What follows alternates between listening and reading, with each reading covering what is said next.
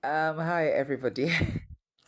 I just finished making a video a millisecond ago, and I was thinking, this is the exact same space. I don't have strength to go anywhere. I was thinking I was going to go outside, and then get seated, and then change environment so people don't think I'm wearing the same clothes. But it's still me. I'm only going to be talking about a different topic at today. At this time, I might post this very video tomorrow, and post the other one today. So this happened. So, as a teacher, there is one thing you cannot do without emotional intelligence. I just finished the course for a week under that topic. If you're not emotionally intelligent, your kids are going to, I don't mean to be rude, but your kids are going to toss you indiscriminately. And you may not necessarily, how do we say this? You may not necessarily, you know, because of anger and your lack of control,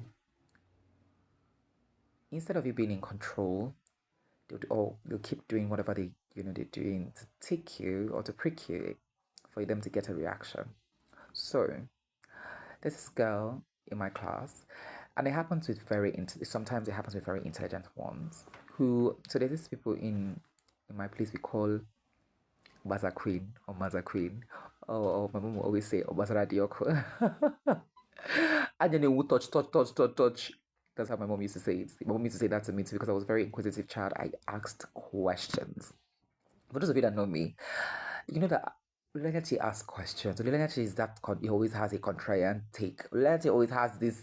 I always have a contrarian take. I always look at something from a different perspective. I always have something to, I always, you know, I'm always that person. While I was growing up, I remember asking my mom why the sun was, why the moon, why the class sky was blue, how everything that happened. I was asking different questions, and at the time, my mom got offended, and I think at the time she even did hit me, and then my neighbor said, one of our neighbors, said, Mama, leave her, make it they ask questions, and today, it's not been, very flowery, but I believe I've been able to learn quite a lot, from my relationship with people, how I've been dealt with, how I have dealt with people.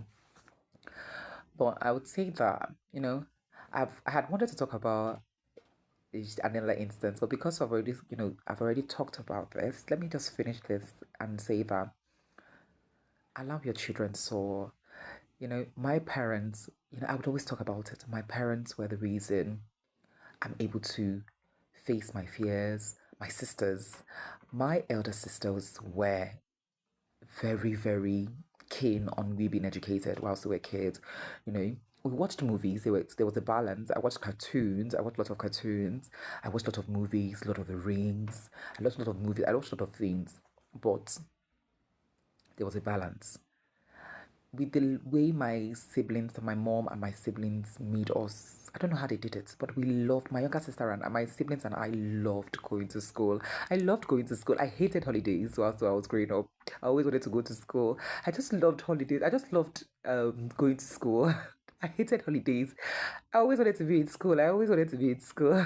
I always wanted to be in school. And, I just loved going to school. And I just loved learning. I always wanted to learn. I don't know whether it was Baza Queen too at that time because maybe I wanted to show that I was intelligent or I was smart or something. But I just feel like I loved going to school, and it still hasn't stopped. My passion for education is unparalleled. So I would say that allow your children to help them in every way you can. My mom, there's this thing my mom does. And I think it's something I'm also going to, adopt. I do it to my younger siblings and then to my son. So I think what I'm going to always do, or I'm always going to incorporate into the home, is to ritualistically ask what they learn in school. My mom used to do that for Saturdays. We're Adventist. My mom used to do that. She's so in our house. There used to be in my house. There used to be what is it called? So we lived in a tenanted apartment. One of my HR would say communal. communal a communal sorry, I don't know what I want to say that thing she usually says. What is that thing My HR used to say, like, it's a letter apartment. I don't know it. I don't know. I can't remember. I have to go to the next video. I'll see you guys in the next video.